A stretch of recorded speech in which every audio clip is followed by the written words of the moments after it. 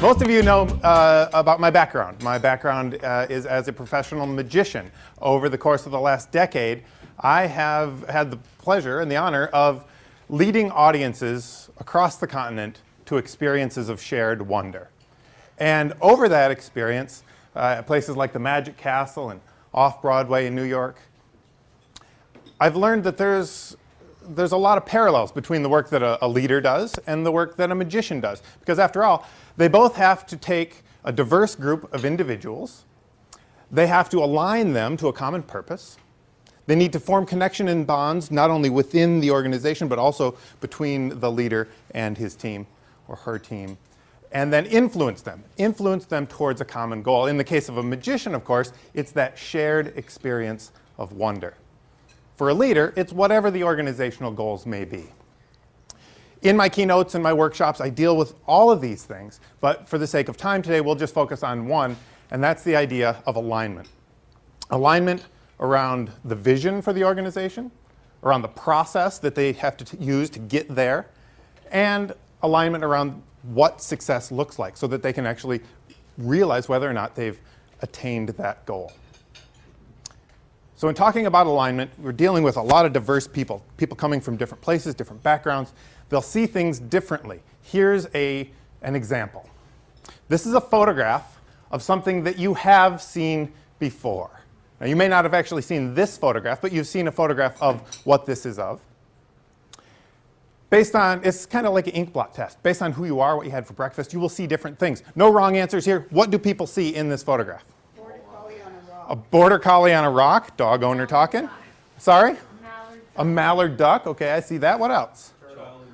Turtle, a child in the snow. So lots of different people, lots of different realities, even though they're looking at the same image. Now, sometimes it helps if we change the way we see things. So I'll rotate the photograph so that you'll actually see it in its proper orientation. Now, some people will see different things based on just a change in perspective. So now what do you see? Daisy. A daisy. Daisy the cow. Oh, a daisy the cow. Okay. What else? I see my mother. Is that weird? You see your mother. Is that weird? Yeah. Yes. As a matter of fact, it is. So it's the leader's job to paint a clear and compelling vision of the end result. So let me do that for you. You're walking along a country road, walking along a little wire fence next to a bucolic pasture. In that pasture, from that pasture, you hear the lowing of cows. Do you see a cow? She's right there. There's her eyeball. There's her eyeball, her nose, her ear, top of her head, another ear. Do you see her now?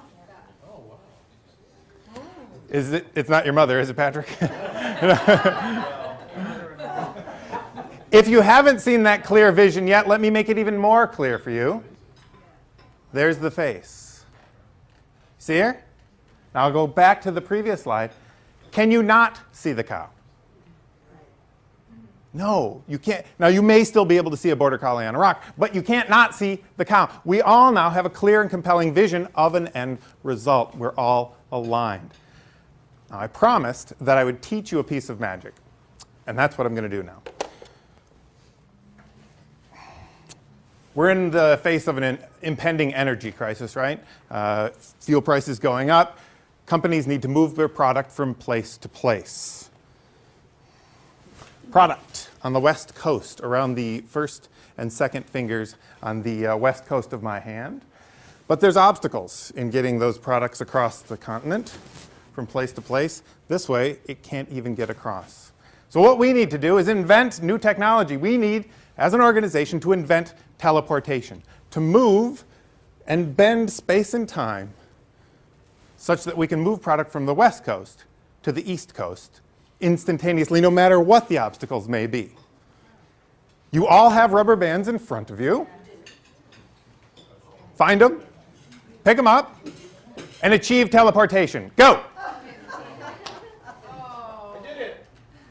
Yeah? No? Come on, you saw me do it. Starts on the west, moves to the east. Did you do it? Yeah. Holy crap, good job. Nicely done. Everybody there? I'm getting a few people that have done it. Fantastic. Good. Very good. But raise your hand if you haven't gotten it. Lots of people. So what's wrong with what I've done? How am I doing as a leader? You suck. Too fast. I didn't do anything, right? All I did was say, go work. And how often do you see that in organizations? Where go do it. Just here, that's what you got to do, go, right? So a clear and compelling leader needs to be clear and compelling and do what? Show, explain, exactly. So let's do that. Let's even bring in some visuals. So we're going to start with the rubber band around the index finger and index and middle fingers. And then you'll weave the other rubber band around the tips of your other hand, like so. Okay? We're going to move from here to there. That's going to be the goal. A clear vision of the end result that we all now share. Okay?